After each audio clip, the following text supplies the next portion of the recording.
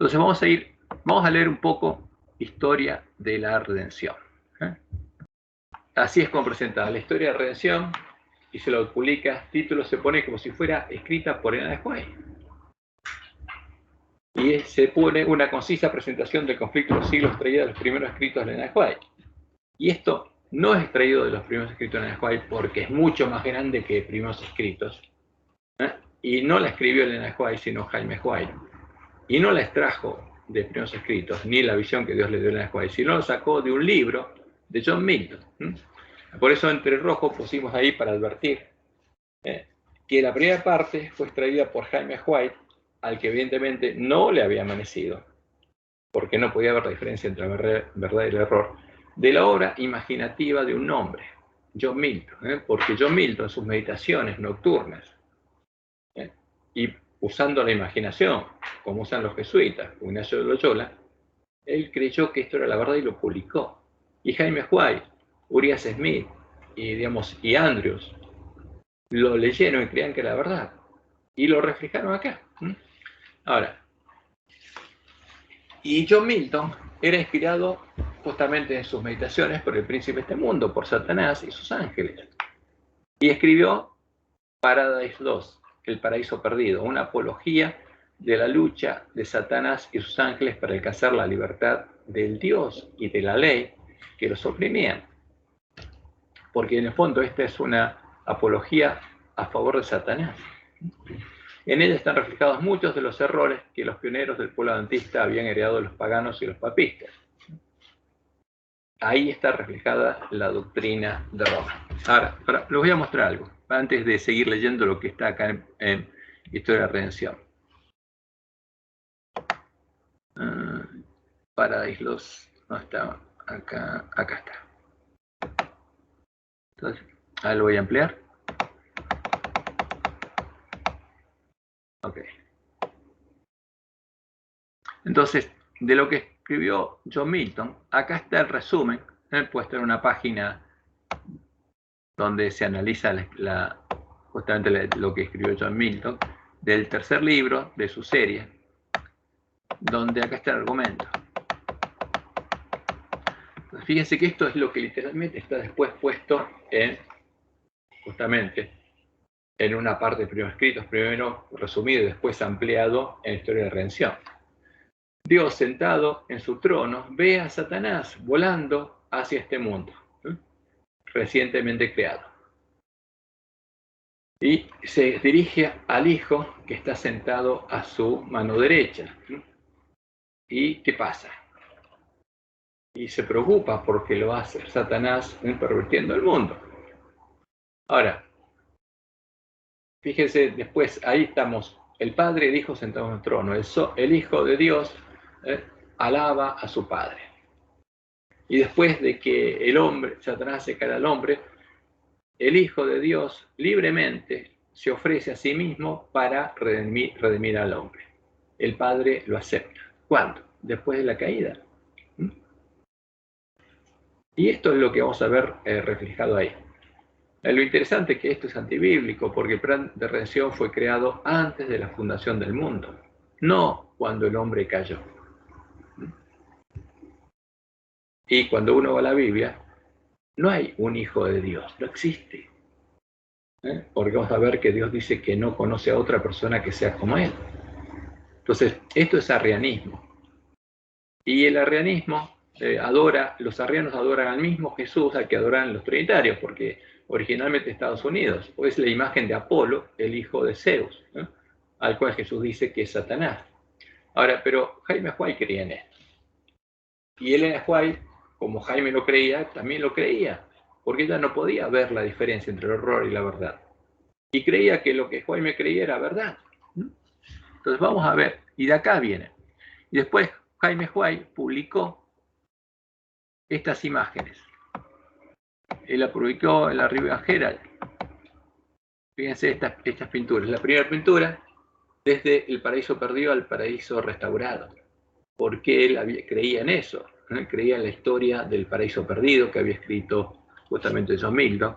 Y después usó estas imágenes. La primera la copió y la segunda la rehizo porque se dio cuenta que estaba el ojo que todo lo ve. Que eso es satánico, eso no tiene nada que ver con Dios. Porque John Milton era espiritista. Y aquí en la revista Ministry explican de dónde lo sacó Jaime White. Ahora, fíjense, acá está la primera imagen, donde está el ojo que todo lo ve, que eso no es de Dios, eso es satánico. Y acá está la segunda imagen que él creó, donde le sacó lo otro y la publicó. Pero él creía en el relato que había hecho John Milton de la caída del hombre, de cómo se hizo el plan de redención, y mezcló todo eso con las visiones de White. Eso es lo llamativo. Y Elena no se dio cuenta cómo lo había hecho. Y en primeros escritos está, estos son algunos párrafos que están en primeros escritos, pero vamos a ver cómo lo amplió después en la historia de redención. Dice, está escrito ahí, Satanás fue un ángel, una vez un ángel a quien se honraba en el cielo, el que seguía en orden a Cristo. Entonces había un orden en el cielo. Estaba el Padre, estaba Jesús, o sea, Cristo, y estaba Satanás. Y a los tres se les honraba. O sea, Satanás era honrado, un ángel que era honrado por los otros ángeles. Y como vemos claramente, por ejemplo, las palabras de Gabriel, que ocupó el lugar de Satanás, en el cielo no pasa eso. Pero cuando Dios dijo a su Hijo, hagamos al hombre a nuestra imagen, Satanás sintió celos de Jesús. ¿Pero cómo? Si Satanás había caído antes de la fundación del mundo. Y por eso está escrito en la historia, ahí en primeros escritos. Entonces, supuestamente en un momento, Dios le dio autoridad a su Hijo que antes no tenía. Y en ese momento Satanás se puso celoso. Y etcétera, etcétera. Sigue todo esto. ¿Qué es antibíblico? Entonces, vamos a ver un poco en Historia de Redención. Porque Historia de Redención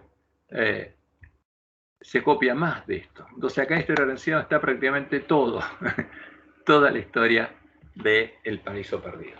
Entonces vamos con el relato que aparece así. Este es el libro completo de Historia de Redención.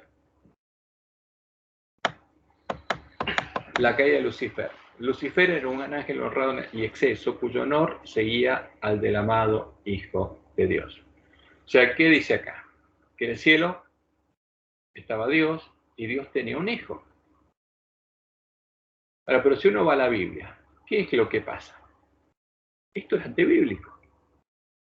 Primero, Lucifer no era honrado en el cielo, no había un orden, primero el Padre, después el Dios Hijo y después Lucifer. Que por eso los arrianos dicen, bueno, esos eran los tres del cielo, era Lucifer y el Espíritu Santo. Pero no, en el cielo no existía un Dios Hijo, porque Dios es muy claro. Entonces vamos a la palabra de Dios. Entonces si vamos a la palabra de Dios, vemos que, como ella misma dijo, a la ley del testimonio, ¿qué dicen la ley del testimonio de los profetas? Vamos a ver acá, vamos a verlo, Reina Valera 60, vamos a ver Isaías, por ejemplo.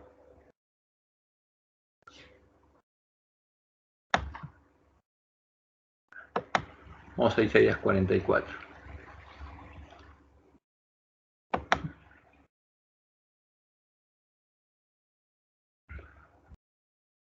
Empecemos con el 44:6. Así dice Jehová, Rey de Israel, y su Redentor. Entonces, ¿quién habla? Jehová, que es el Rey de Israel y es el Redentor de Israel. Jehová de los ejércitos. Yo soy el primero y yo soy el posterior. Y fuera de mí no hay Dios. Entonces, habla en forma singular. Dice yo, primera persona singular. Yo soy el primero, yo soy el posterior. Y fuera de mí no hay Dios. A ver, ¿había otra persona fuera de Dios? No. Y termina diciendo, luego vosotros sois mis testigos. No hay Dios sino yo. No hay fuerte, no conozco ninguno. Entonces, ¿qué dice Jehová? No hay Dios sino yo. No hay fuerte, no hay otro, no conozco ninguno. Entonces, ¿qué pasa? ¿Quién es este? Es el Dios de Israel. ¿Conoce algún Dios hijo? No, no tiene ninguno. Ahora, ¿quién es Jesús? Es Jehová, es la roca de Israel. ¿Tiene un padre? No, no conozco ninguno. Entonces, ¿qué pasa ahí? Entonces, ¿qué pasa ahí en primeros escritos? Están los errores de los paganos y los papistas, los que introdujeron el concilio inicial, los arrianos y los trinitarios, donde había un Dios Padre y un Dios Hijo que era tenía la esencia del Padre, era Dios de Dios. Eso es politeísmo, porque cuando hay más de una persona que es Dios, eso es politeísta. Si hay dos, ya no es uno, no es mono, es poli. Esto es politeísmo. Ahora, cuando vas la palabra de Dios, Jehová es claro. No tengo un hijo, ni tengo un padre, no conozco a ninguno. No hay Dios sino yo, no hay otro que tenga mi naturaleza. No conozco ninguno. Entonces, ¿quién sería el Mesías? Y vamos claramente, Dios lo anunció, Isaías 9:6, porque un niño nos es nacido, hijo nos es dado, y el principado sobre su hombro. Y se llamará su nombre admirable, consejero, Dios fuerte, Padre eterno, príncipe de paz. Ahora, ¿había otro Dios fuerte? No, Jehová no conocía a ninguno. ¿Había otro Padre eterno? No. ¿Quién es Jesús? Es Dios mismo que se hizo hombre. Jesús es quién, es Jehová, es la verdadera roca. No la falsa roca que son dioses, es la verdadera roca. Es el Dios fuerte, el Padre eterno, es el creador. Y él no tiene padre. Como Dios no tiene padre. Ahora, pero Dios al hacerse hombre, como el hijo de David, con la carne de David, ahí, como dice la anuncia de la profecía, le salió un renuevo. Como dice Pablo en 1 Timoteo 2:5, hay un solo Dios, Jehová, y un solo mediador entre Dios y los hombres, Jesucristo, hombre, el renuevo de Jehová. ¿Y quién es Jesucristo, hombre? Es Dios mismo hecho hombre, es el misterio de la piedad. Pero esa es la verdad bíblica, cuando ponemos línea sobre línea dos cosas. Entonces, ¿qué pasa acá? Y esto es un error. No había un Dios hijo en el cielo. Y Satanás no era honrado en el cielo, porque ningún ángel es honrado en el cielo. Por ejemplo, vamos a Apocalipsis. Apocalipsis, vamos a Apocalipsis 19. Versículo 10. Entonces, cuando Gabriel termina de mostrarle esta parte de la visión, dice Juan, yo me postré a sus pies para adorarle. Y él me dijo, mira, no lo hagas. Yo soy consiervo tuyo y de tus hermanos que retienen testimonio de Jesús. Adora a Dios. Ahora, ¿me tenés que honrar a mí? No, yo soy consiervo tuyo. Estoy al mismo nivel tuyo. Solo tenés que adorar a Dios y honrar a Dios. Entonces, el que estaba en el lugar de Gabriel, ¿era honrado en el cielo? No. Satanás quiso ser honrado, pero no era honrado. Todos los ángeles son consiervos.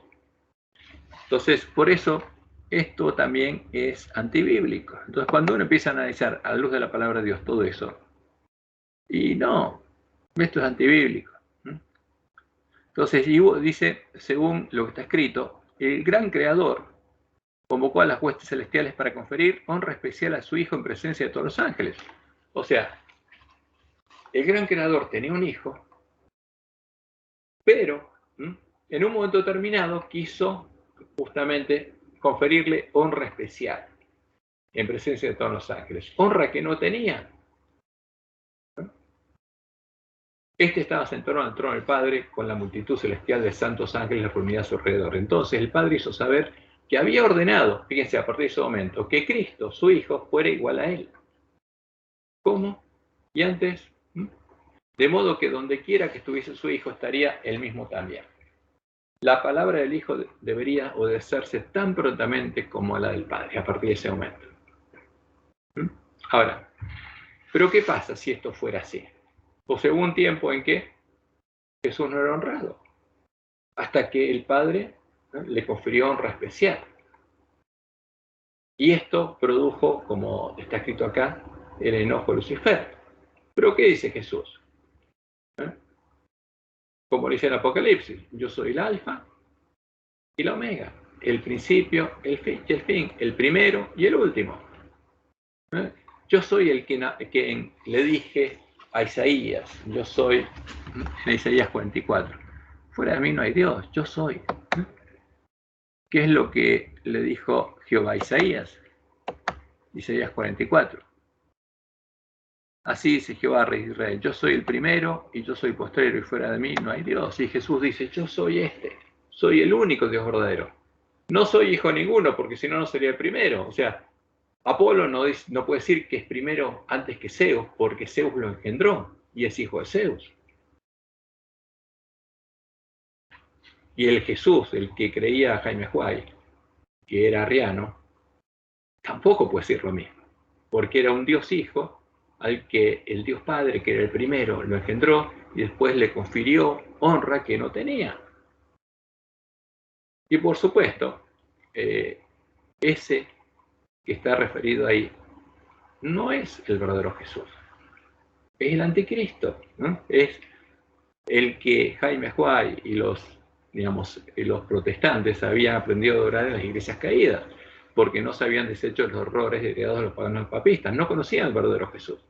No habían encontrado la puerta abierta, no conocían el verdadero Jesús, tampoco conocían el verdadero Dios. Y como Dios le dijo a Elena, lo conocerían y lo encontrarían los últimos adventistas. Los que buscaran encontrarán la puerta estrecha. Entonces, vamos de vuelta acá.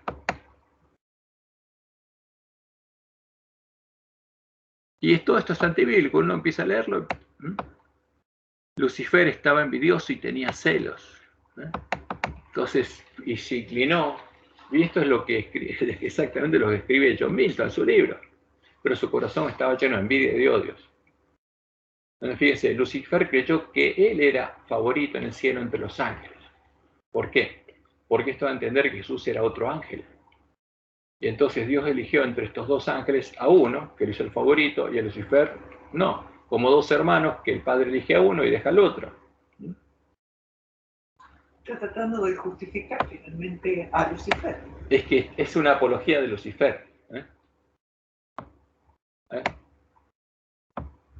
Entonces, ¿y qué decía? Fíjense. Se glorificaba en su cuerpo de exaltación. Sabía que los ángeles lo honraban. No, eso es lo que Satanás deseó, que los ángeles lo honraran. Quiso elevarse sobre sus hermanos. Entonces, ¿por qué había que honrar a Cristo más que a él ahora, de golpe? Y antes no lo honraban y ahora hay que honrarlo. Es una cosa, es una historia tirada de los pelos, es antibíblica. Entonces, como quien había sido agraviado, se refirió a la preferencia que Dios había manifestado hacia Jesús, postergándolo a él, como si él fuera igual a Jesús. Le dijo que de ayer adelante toda la dulce libertad de que habían disfrutado los ángeles llegaría a su fin. Entonces él pelearía por la libertad, sería un libertario. Y que él no soportaría más esa invasión de sus derechos y las de ellos. Empezaría a pelear por los derechos de los ángeles, como la Declaración de los Derechos del Hombre de la Revolución Francesa. Bueno, pero fíjense que acá, todo esto antibíblico. ¿Dónde está? Ahí, ¿lo inspiró Dios? No, no pudo ser Dios.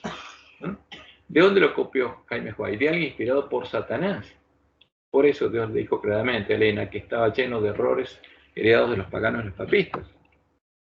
Ahora vamos un poco adelante, fíjense las cosas que aparecen acá, porque vamos a ver reflejada la doctrina de Roma, y eso es lo triste, que algunos pastores repiten esto sin ponerlo, hacer como Dios le dijo, sí, esto no podemos usarlo para hacer doctrina. Entonces acá viene la imagen de Baal, guerra en el cielo. Rebelarse contra el gobierno de Dios era un crimen terrible. Todo el cielo parecía estar en conmoción. Los ángeles se ordenaron en compañías. Cada división tenía un ángel comandante al frente. Y esto no está en la Biblia. Es la imaginación de John Milton. Entonces, fíjense después, yo resalté algunas cosas. Se puso de pie, entonces ahí, orgullosamente, y sostuvo que debía ser igual a Dios. Etcétera, etcétera. Y le dijo a Dios, ellos están conmigo, ¿lo expulsarás también y dejarás semejante vacío en el cielo? Y entonces vino un conflicto fuerza contra fuerza, como las películas. Pero Satanás no es tonto, no se iba a poner a pelear en contra de Dios. Y esto es terrible también. Los ángeles buenos lloraron al escuchar las palabras de Satanás y sus alborozadas jactancias. Dios afirmó que los rebeldes no podían permanecer más tiempo en el cielo. Ocupaban esa posición elevada y feliz con la condición de obedecer la ley que Dios había dado para gobernar a los seres de inteligencia superior. Pero no se había hecho ninguna provisión para salvar a los que se atrevieran a transgredirle. O sea, no había plan de redención. Y eso es totalmente contrario a Dios, y a la misericordia de Dios. Satanás se malentonó en su rebelión y expresó su desprecio por la ley del Creador. No la podía soportar. Afirmó que los ángeles no necesitaban ley y que debían ser libres para seguir su propia voluntad, que siempre los guiaría con rectitud, que la ley era una restricción de su libertad y que su abolición era uno de los grandes objetivos de su subversión.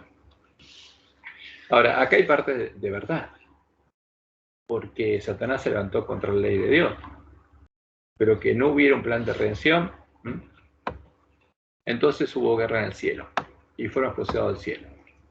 Entonces ahora bien, fíjense, el Padre consultó con el Hijo con respecto a la ejecución inmediata de su propósito de crear al hombre para que habitara la tierra. Y ahora, ¿y qué haría Dios? Lo sometería a prueba para verificar su lealtad. ¿A quién? ¿Al hombre? Y esto es paganismo puro. ¿Por qué? Porque Dios creó al hombre a su imagen. ¿Dios tenía que probar su imagen? No. O sea, lo que Dios hizo es mostrarle a Adán que había dos caminos ya. El que él seguía. Y que si Adán lo seguía, él en ese camino iba a tener la vida eterna. Y el que Satanás había elegido, y que si seguía a Satanás iba a llegar a la muerte. Ahora, Dios lo sometería a prueba al hombre para verificar su lealtad. Y ahí viene el concepto que tenían estos primeros adventistas, que habría un tiempo de prueba de 6.000 años. Y que si el hombre esos 6.000 años no caía, después cuando llegara el séptimo milenio, entonces Dios lo declararía como vencedor y a partir de ahí Satanás no lo pondría a tentar más. Y eso no es bíblico, sale de la imaginación de Andrews, por ejemplo, que él predicaba esto. Si soportaba la prueba, o sea que Dios lo puso a prueba, Dios lo tentó, algo que es contrario. Dios no hizo eso. Dios no tentó a Satanás, no tentó a los ángeles, no puso delante de ellos el mal, porque Dios no es el hacedor del mal. Entonces eso de los 6.000 años no responde. Es una barbaridad. Es una barbaridad lo que escribieron sobre los 6.000 años. Ahora, pero vamos acá, la creación. El Padre y el Hijo. Pero Jehová no tenía a alguien que lo ayudara. Había un solo Dios, Jehová. Y Él creó, y Él hizo. Dios dijo y fue hecho. Él mandó y existió. Y después con sus propias manos formó al hombre. Por eso Jehová es nuestro Padre, porque nos formó con sus manos. Dios dijo a su Hijo, hagamos al hombre a nuestra imagen. Y no, la Biblia es clara. Dios no había, con él no había otra persona que fuera Dios. No tenía un hijo. Y cuando dijo hagamos al hombre, habló con las personas que estaban con él. Que como él le había revelado a Job, y está en Job 38:7, eran sus hijos y los ángeles no caídos. ¿Y Elena de White únicamente habla de los 6.000 años en este libro? ¿La historia de la redención? No, En otra parte ella se refiere a otra cosa con los 6.000 años, pero los primeros adventistas pensaban que la historia de la Tierra iba a durar 6.000 años. O sea, el tiempo de la prueba iba a durar 6.000 años. Y que después de la caída iba a haber 6.000 años de pecado. Y hicieron una cuenta estrambótica rara. Pero volvemos acá. Entonces, ¿qué pasó? Entonces, Dios dejó a Adán y Eva en el Edén, ¿no? Y parte del tiempo debía emplearlo en la placentera labor de cultivar ese huerto y otra parte en recibir la visita de los ángeles, escuchar sus instrucciones y dedicarse a feliz meditación. Eso nos dice, porque dice que lo visitaba a él mismo. Pero claro, Jehová mismo, Dios mismo estaba con sus hijos. Ahora, acá dice que tenés que escuchar, te van a visitar ángeles. Eso es lo que pasa con los demonios que visitaban a John Milton. Él tenía que escuchar sus instrucciones y dedicarse a feliz meditación, a meditación ignaciana feliz. Este es el modo en que John Milton fue inspirado para escribir Paraíso Perdido. Y eso es antibíblico. Adán no tenía que recibir instrucción de ningún ángel, ni dedicarse a ninguna feliz meditación. Eso es cosa antibíblica. Pero vamos a ver, acá vienen cosas peores.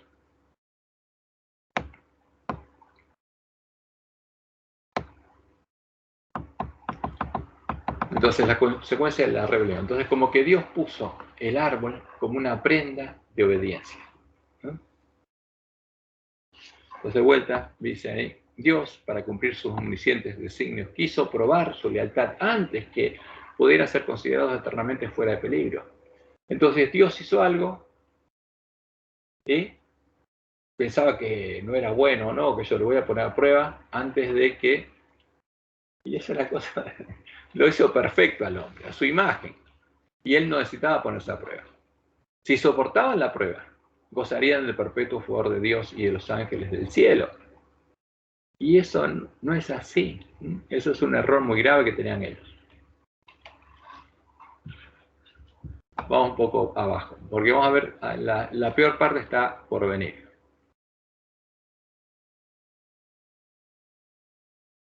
Esto es triste, es muy triste ver esto escrito acá. Claro. Satanás tembló al contemplar su obra. Meditaba solas en el pasado, el presente y sus planes para el futuro. O sea, según esto, recapacitó. Su poderosa contextura temblaba como si fuera sacudida por una tempestad. Entonces pasó un ángel del cielo, lo llamó y le suplicó que le consiguiera una entrevista con Cristo. Y le fue concedida. Entonces le dijo al Hijo de Dios que se había arrepentido de su rebelión y deseaba obtener nuevamente el favor de Dios. Estaba arrepentido, deseaba ocupar el lugar que Dios le había asignado previamente y permanecer bajo su sabia dirección. Cristo lloró ante la desgracia de Satanás, porque se compadeció de Satanás, pero le dijo, comunicando la decisión de Dios, que nunca más sería recibido en el cielo. O sea, Cristo se compadeció, pero Dios no tenía misericordia, pues éste no podía ser expuesto al peligro. Ahora, Dios puso todo en riesgo para redimirnos. La ley de Dios puede condenar, pero no perdonar, termina diciendo. Y es terrible, porque la ley de Dios es lo que Dios tiene escrito en la mente del corazón, es el amor. Y es perdón, es misericordia. Misericordia quiero. ¿Cómo no iba a perdonar si Satanás se arrepentía? Seguro que sí. Ahora, Dios no nos reveló cuál era el plan de redención para los ángeles, pero seguro que existía, como para el hombre. Claro, porque para uno sí. Entonces, no. ¿Qué Dios está reflejado acá? El de Roma, es terrible, es Baal. Entonces, ¿qué era Satanás en el cielo? Era comandante en el cielo.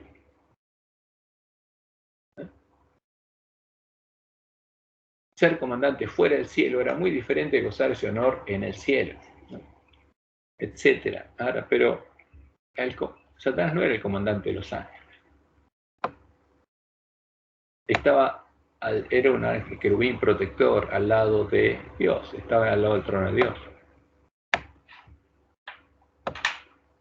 Entonces, cuando Jesús le dijo esto, se convenció plenamente de que no habría posibilidad alguna de recuperar el favor de Dios. Entonces, enojado, por supuesto. Entonces, cuando uno lee esto, es una apología de Satanás. Se arrepintió, lloró, pidió perdón y le dijeron, no hay misericordia. Y entonces a partir de ahí montó guardia. Nos hizo malos antes, es decir, voy a jorobar. Y a partir de ahí, claro, como venganza, montó guardia en la entrada misma del cielo para mofarse de los ángeles y buscar contiendas con ellos cuando entraban y salían del cielo. O sea, el cielo tenía una puerta y él estaba en la puerta del cielo. Entonces, como consecuencia de eso, buscó destruir a Adán y Eva. Ahí viene la conspiración contra la familia humana. Entonces, ¿qué buscaba? Hacerlos caer para que estuvieran sometidos a la ira divina como él. O sea, ¿quién es? Ese Dios airado. Si de alguna manera podía inducirles a desobedecer, Dios haría algo para perdonarlos. Entonces, él y todos los ángeles caídos dispondrían de una buena oportunidad para compartir con ellos la misericordia de Dios. Entonces, ¿qué buscaban? Al tentarlo buscaban la salvación. ¿Qué está haciendo? Una apología de Satanás. Entonces, como para nosotros no hay misericordia, si la hay para el hombre, tiene que haber para nosotros. Si eso fallaba, podrían unirse con Adán y Eva, pues una vez que hubieran transgredido la ley, estarían sometidos a la ira divina lo mismo que ellos. O sea, ¿qué era? Es una persona buscando la salvación con un Dios sin misericordia. A ver, vamos. Satanás quedó solo para madurar sus planes, se estremeció. Ahuyentó sus sentimientos, se revestió de valor y entonces fue a atacar a Adán y Eva. Dios Pero reunió. ¿viste lo que dice anteriormente? Sí. Que se puso mal por lo que iba a hacer con Adán y Eva, Sí, como sí. si tuviera buenos sentimientos. Claro, sí, sí. Porque él lo estaba haciendo para ver si ellos eran salvos de vuelta. Porque ese Dios no tenía misericordia. Es terrible. Es típico lo que los espiritistas actuales dicen también de Satanás, porque los espiritistas actuales dicen que Satanás es la luz Y sí. y es el bueno. Y Jesús, digamos, el malo. Por disposición de Dios, el malo es Jesús. Claro, eso es Qué increíble. lo que dicen hasta actualmente. Bueno, entonces, ¿qué pasó? Cuando Dios se dio cuenta de eso, mandó ángeles para advertirle a Adán y Eva lo que pasaba. Dos ángeles se apresuraron a advertirles. Con bondad y amor, los ángeles le daban información que deseaban recibir. También le contaron la triste historia de la rebelión en la que era Satanás. Entonces les informaron con claridad que el árbol del conocimiento había sido puesto en el jardín como prueba de su obediencia y su amor de Dios. O sea, no tenían relación con Dios, sino que con ángeles. No, con los ángeles. Sí, no es bíblico directamente. Es antibíblico, abiertamente. Que los santos ángeles solo podían conservar su condición exaltada y feliz si eran obedientes. O sea, ¿cuál es el tema? De vuelta, presenta que esto es un tema legal y no de conocimiento, ¿eh? Porque la Biblia es clara. Ahora, el problema de Satanás no era legal, sino lo que tenía en su mente, que corrompió su mente y se llenó de maldad. Entonces, si el hombre conocía la maldad y corrompía su mente, se iba a transformar en un algo malo, era prueba de conocimiento, no legal. Pero como Roma lo van a considerar un tema legal, porque ofendieron a un Dios enojado, ese es el problema. Entonces, pues sigue diciendo, solo había una prohibición que Dios había considerado. Esto está en Esto es historia de redención. la historia de la redención. Y es un libro. Y es una barbaridad. Y los pastores lo leen como si fuera la verdad revelada por Dios. Pero es uno de los libros que más gusta a la gente. Sí, bueno, al pastor de nuestra iglesia lo leyó hace, ¿cuánto? 2 meses, como si fuera. Solo había una prohibición que Dios había considerado propio imponerles hasta ese momento. Si transgredían la voluntad de Dios, ciertamente morirían. O sea, que la ley de Dios, Dios los mataría. Un Dios déspota y asesino. ¿Por qué? Porque la muerte ya existía, era parte de la ley de Dios. Entonces, ¿quién creó la muerte? El que creó la ley. Dijeron a Adán y a Eva que el ángel más excelso, y esto es lo que supuestamente dijeron los ángeles a Adán y Eva, que seguía en jerarquía a Cristo, no había querido obedecer la ley de Dios, que había sido promulgada para gobernar a los seres celestiales, que esa rebelión había provocado guerra en el cielo, etcétera, etcétera.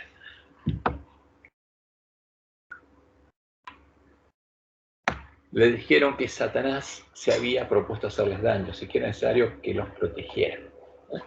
Entonces, vienen los ángeles y avisan a Adán y Eva que Satanás quiere hacerles daño. Ahora, si desobedecían, Satanás podría molestarlos, porque ellos lo estaban protegiendo. El que no había protegido a los ángeles tampoco los protegería. Fíjense, pero si cedían ante el tentador, y el que no había protegido a los ángeles, excesos, tampoco los protegería, o sea, Dios no los protegería. Tendrían que sufrir el castigo correspondiente a su transgresión. O sea, esta es la justicia de Dios, castigo. Entonces, habría un castigo por la transgresión.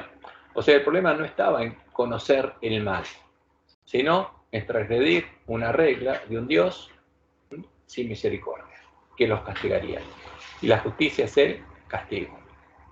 Eso es lo que enseña Roma.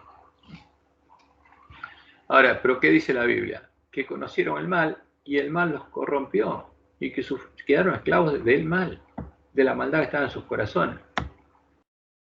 Ahora viene algo que no está en la Biblia. Los ángeles aconsejaron a Eva que no se separara de su esposo. Y si lo hacía, acarrearían la ira de Dios, porque Dios estaría enojado. ¿Eso está en la Biblia? No, nada que ver. No dice nada. No, Dios les advierte que ese conocimiento los llevará a la muerte. Si quieren conocer el... Porque uno ya no sabe qué es lo que... Porque para mí sí que estaba el consejo, no sé, grabado de chiquitita, que no se aparte de su esposa. Pero eso no está en la Biblia, no es bíblico. Es increíble. Es todo, está de acá. Ahora esto viene de acá, esto es antibíblico, esto es la doctrina de Roma, porque refleja exactamente todo lo que cree Roma. Entonces, creía, o sea, alguien que está en la mente de Eva, razonaba consigo misma. Y la serpiente se dirigió a ella como si fuese capaz de adivinar sus pensamientos, que no está en la Biblia, es toda imaginación. Y Dios nos prohibió mezclar la Biblia con la imaginación. Etcétera, etcétera, etcétera. ¿Y dónde estaría ese pasaje de que Dios prohibió? ¿Qué cosa? En mezclar la Biblia con después la imaginación. Lo vemos. La otra vez lo estuvimos estudiando, ahora después lo buscamos. Estoy atrasado. Son las cosas que después les mostró en el Juárez, que pasarían, y está en Mensajes Selectos, tomo 2. Entonces, Satanás quería introducir la idea de que al comer el árbol prohibido recibirían una nueva clase de conocimiento más noble, y podrían espiar los secretos del Todopoderoso.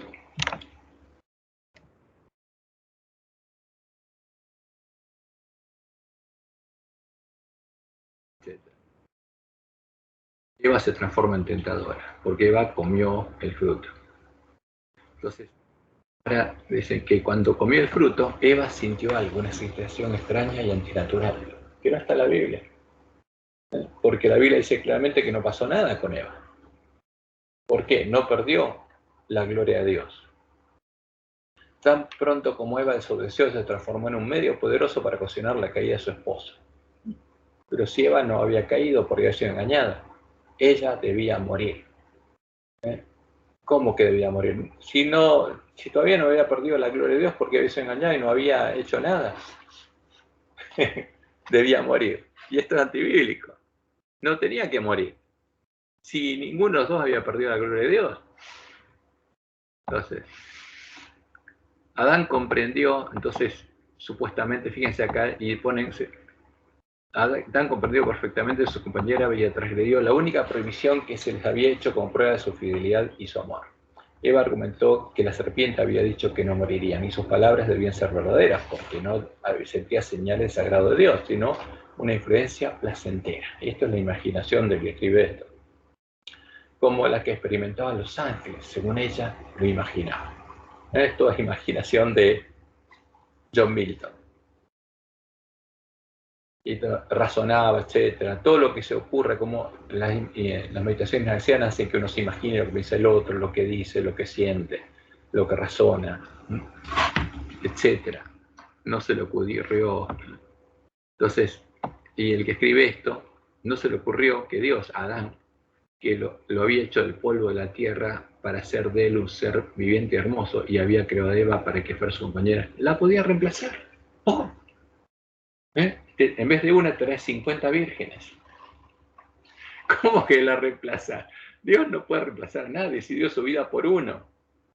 Entonces, cuando uno escucha esto, es increíble, pero está acá. Y nuestros hermanos, muchos dicen, esto es la revelación de Dios, y no lo comprueban a la luz de la palabra de Dios.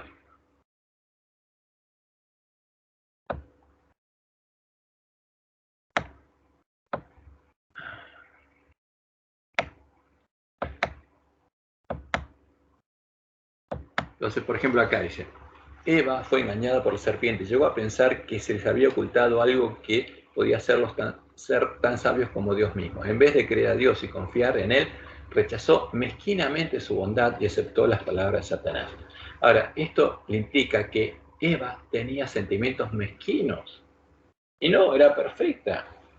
Y hasta que no perdió la gloria de Dios, hasta que Satanás no pudo escribir en su mente la mezquindad, no era mezquina. Pero esto está acá. Entonces, y es abiertamente antibíblico, sin sentido. Después de su transgresión, Adán imaginó, y el que escribió esto estaba en la mente de Adán, al principio que experimentaba el surgimiento de una forma de vida nueva y más elevada. No, y es una locura. Enseguida quedó, digamos, destituida la gloria de Dios, se vio desnudo. Toda imaginación. Bueno, entonces a esto, su crimen, etc., las noticias de la caída del hombre se difundieron por el cielo. Los ángeles temían que extendiera su mano y comiera del árbol de la vida para perpetuar así sus vidas pecaminosas. O sea, los ángeles querían que muriera. ¿Cómo? La maldición. Dios maldijo la tierra. No fue Dios, es la consecuencia del hombre. ¿Quién corrompió al hombre? ¿Quién corrompió la creación? Satanás.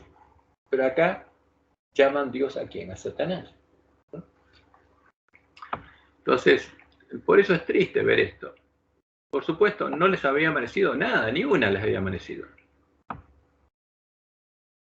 El plan de salvación. Contemplé al amante Jesús. Lo vi aproximarse al extraordinario y brillante resplandor que rodea al Altísimo. Mi ángel acompañante dijo, está en íntima comunión con su Padre. 3 veces encerró el glorioso resplandor que rodea al Padre y cuando salió la tercera vez se lo pudo ver. Entonces, ¿qué pasaba? A Dios no lo podía ver, pero al Hijo que tenía naturaleza de Dios sí lo podía ver y tenía forma de hombre. ¿Cómo es eso? Entonces, informó a la hueste angélica que se había encontrado una vía de escape para el hombre perdido. O sea, el plan de redención no existía. Pero la Biblia es clara, el plan de redención no fue definido en ese momento, estaba preparado desde antes de la fundación del mundo. Y no hubo ningún consejo entre el Padre y el Mesías, porque el Mesías aún no había sido engendrado. Les dijo que había suplicado a su Padre y que había ofrecido su vida de rescate para que la sentencia de muerte recayera sobre él. O sea, Dios iba a matar a Adán y Eva y le dijo, matadme a mí antes de matarlo a él. O sea, Apolo se puso entre Zeus y el hombre para el rayo de Zeus le cayera a Apolo y no al hombre. Y esta es la doctrina de Roma, ¿no? Que Dios castigó a Jesús en vez de castigarnos a nosotros. Y esta es pura doctrina romana. Esa es la justicia de Dios, el castigo. Y es la comedia de la vida de los borrachos, que está acá, en los testimonios de la Juárez, como si Dios lo hubiera inspirado. Había suplicado a su padre que había ofrecido su vida en rescate para que la sentencia de muerte, ahora Dios había declarado sentencia de muerte, entonces Dios mató a Jesús y, como dice Roma, satisfizo su deseo de justicia. La amante justicia de Dios. Y de ese modo el hombre pudiera encontrar perdón a su problema legal. Entonces Jesús, fíjense, se ubicaría entre la ira de su padre y el hombre culpable. Esta es doctrina romana. Esta es la imagen de Roma. Esto es la comida de la bebida de los borrachos. Una abominación. La única vía posible de salvación. Los ángeles se postraron delante de él, ofrecieron sus vidas. Jesús le dijo que mediante la suya salvaría a muchos y que la de un ángel no podía pagar esa deuda. Ahora, esa era una deuda con la justicia de Dios que satisface con el castigo. Entonces, castigar a un ángel solo, Dios no se satisfacía. Solo su vida podía ser aceptada por su Padre como rescate en favor del hombre. Ahora, había rescatar al hombre ¿de quién? De Dios, no del pecado, no de Satanás, sino de Dios. Acá se presenta que el rescate es un rescate de Dios.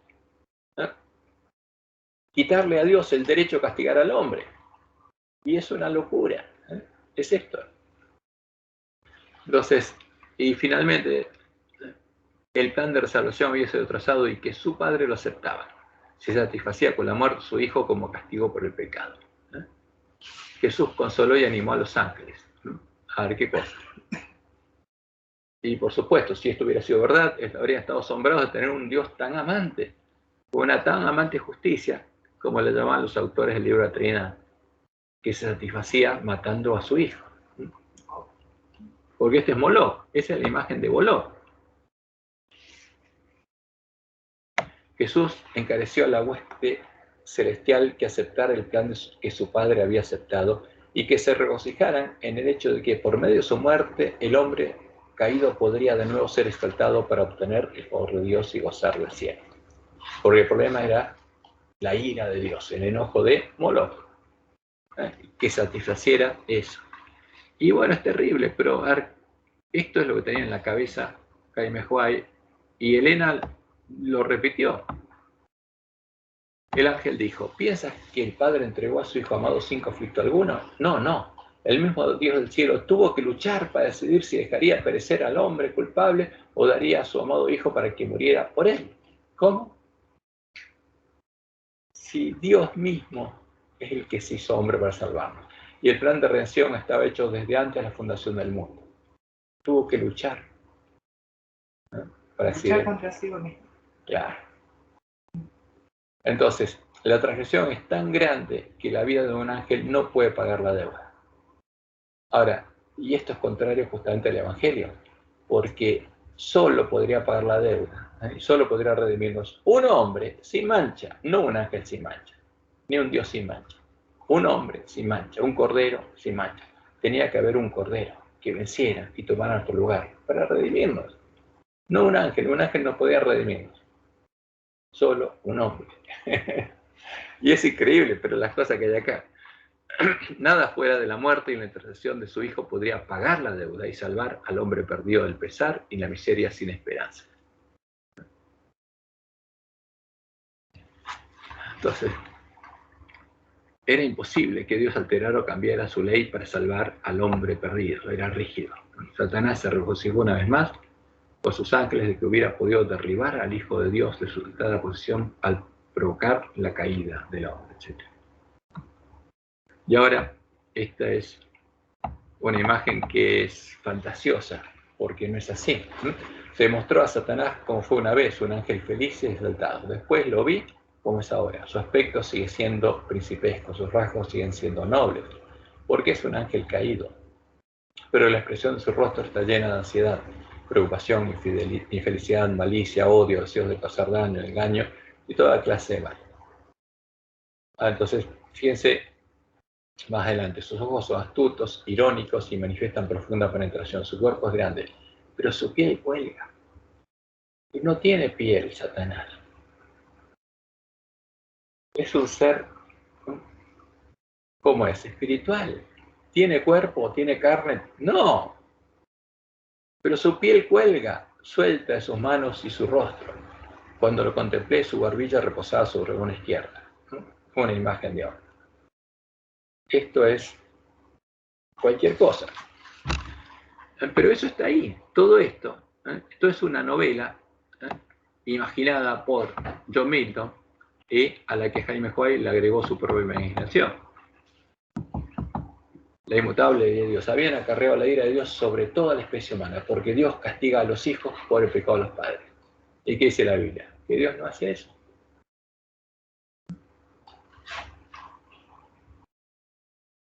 Y finalmente aparece la doctrina de Roma. Entonces, el Hijo de Dios, Cristo, Jesús, es el que nos otorgaría sus méritos.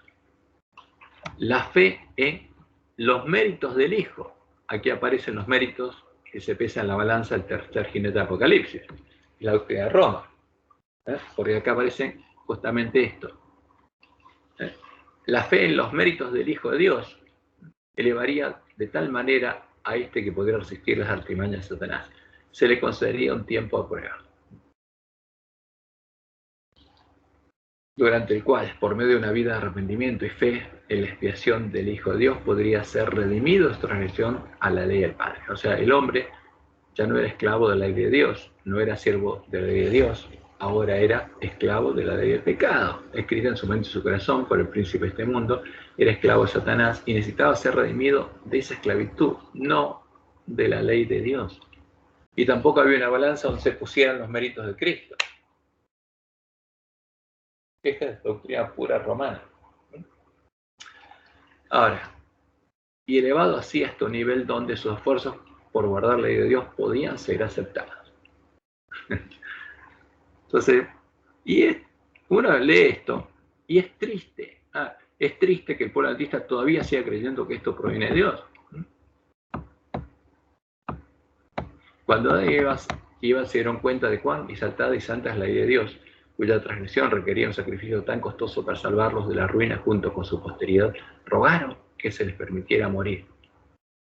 Pero Adán y Eva no entendieron. Dios les habló que en su simiente, y ellos esperaban que fuera ¿quién? Su hijo. No que un hijo de Dios, el hijo de Dios iba a morir. No.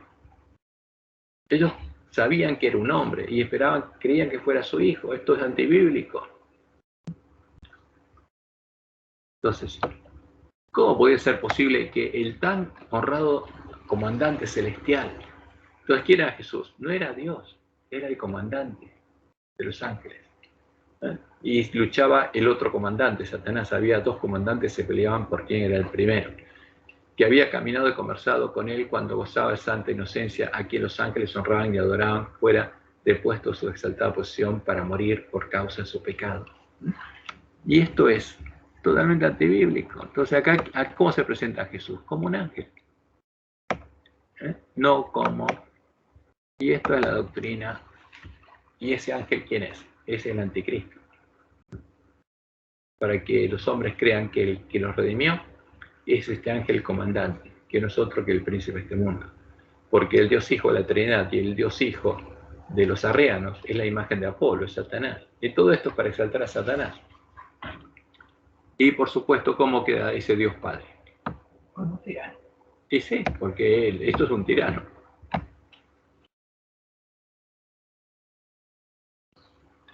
Entonces se informó a Adán que la vida de un ángel no podía pagar la deuda, la ley de Jehová, y lo llaman Jehová.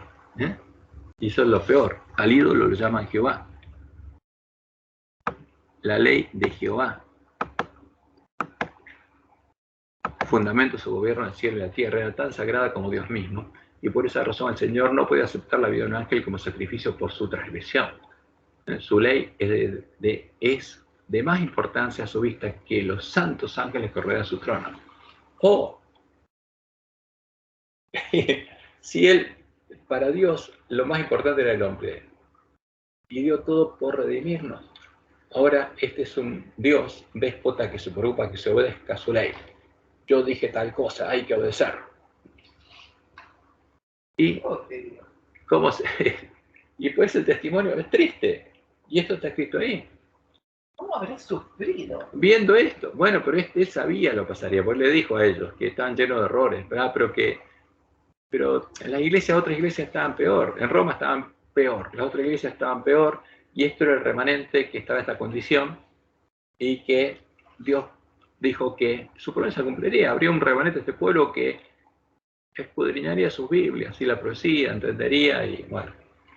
Y por supuesto, sí, para Dios su ley es más importante que los ángeles, que son superiores a los hombres. Es superior que los seres inferiores a los ángeles, a los que llamó, amó y redimió. Porque su ley es amor, es el amor. O sea, el que escribió esto no tiene idea, no la amaneció, no tiene idea de qué habla. El Padre no podía ni abolir ni modificar un solo precepto de su ley. Pero el Hijo de Dios sí podía, ¿qué cosa? Recibir sobre sí la ira de su Padre. Ahora, bueno, vamos a parar acá, porque hay muchas cosas que siguen, Entonces, fíjense, cuando uno toma la palabra de Dios, se da cuenta que estos son abominaciones. Estas son las abominaciones que se cuenta en la iglesia, y que habían sido introducidas ahí en medio de los testimonios de Elena, para corromper justamente. Y para que, cuando el pueblo de Dios, primero, o creyera estas abominaciones, y adorara a un ídolo, y creyera en las doctrinas de Roma, o tirara a la basura esto, y perdiera lo importante que Dios le había revelado a Juan. Y Dios permitió que pasara esto, porque él sabía que el que tuviera hambre hizo justicia, y leyera todas sus instrucciones, sabría cómo leer y oír sus palabras, y separar, como Dios le mostró a Roma Miller, la suciedad de la basura y las joyas y monedas falsas de las joyas verdaderas. Bueno, esto es para que veamos lo que hay justamente mezclado con los testimonios de la Juárez, como Dios anunció que sucedería. Y por supuesto, esto es para que no nos desanimemos al ver estas cosas, sino que busquemos la verdad.